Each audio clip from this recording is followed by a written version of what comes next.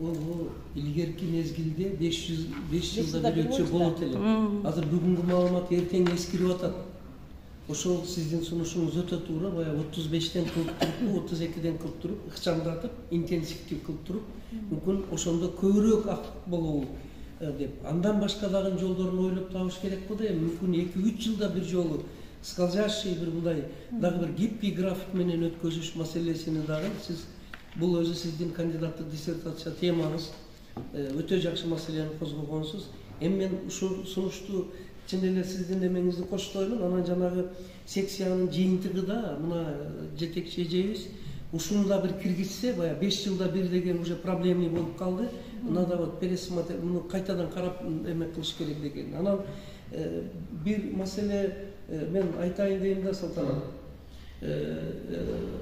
Урматтуулар, мына жерде катышкандар, жана биз билген жанатан эртеден бери сүйлөп аткан новая школа, новое мышлениени кыргыз тилине которуп чыккан ушул кыз болот да. Ушул чоң эмгек жасады да. Ошол үчүн рахмат айтышыбыз керек. Анан мен айтайын дегеним Бейшенова Салтанат. Салтанат Бейшенова, Талас усулдук борборунун директору. Анан мен айтайын дегеним, баягы сиз докладыңызда айтып кеттиңиз. Анан мен өзүм сессияга катышканда мындай деген ойдом да, бири-бирибиздин докладыбызды дыккаттык менен угуп, суроо берип, мындай бир эме болсо жакшы болот экен да. Мүмкүн мен силерден мындай чоочун киши болуп жатканым жокмунбу? Жок, баарыбызга суроо берип атат деп, мен өзүм педагогиканы үйрөнүп жүргөн адаммын. Анан мен ушул жерде диссертациямды коргогонмун да. Ошол үчүн мен үчүн ар бириңиздердин сөзүңүздөр, оюңуздар кызык. Мына эже текст боюнча айтты. Мен айтмакчымын, жана бир айтып кеттиңиз да. Анан мына жигитибиздин авиацияда кыргыз тилин көтөрүп чыкканыбыз, söz запас словария деген өтө туура. Эже туура суроо берди да, ошону кандайдыр бир термикомдон өткөзүп алып туруп, официалдуу бекиттирип алыш деген сунуш.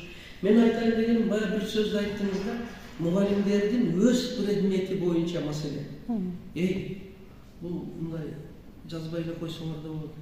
Азыр бүтүрүп бараткан мугалимдер өзү математиканы иштей албай атат. Өзү кыргыз тилди талдай албай атат. Өзү физик, өзү англисче, орусча сабак өтө албай атат. Предметиден экзамен алса өтө томон бала алып атат. Мынау биз бул темалар маселе биякта калып, асман чапчыган темалар боюнча семинар, конференция, курстарды өткөзүп атабыз. Бирок мынау предметтик кесипкөйлүгү методикасы эмес. Математика предмет. Ушуну силер курсуңуздарга койсоңуздар. Мисалы үчүн математикада 90 тема болсо, ошону мен эксперимент жүргүзүп көрүп билдим да, баягы жазган бардык китептерим ошо мугалимдерди талоодун негизинде жазылган.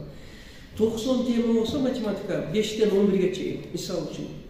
Ошонун ичинде бир 20 теманы мектептин мугалими өтүштөн кыйналат. Аны мойнуп кагыс керек. Орус тилинде дагы ошол бар, физика, химия. Сиздер курстук саатыны койгондо жалаң эле интерактивный метод, зигзаг 1-2-3 дей бербестен, уже onu жаттап алган бардыгы интерактивный методдорду.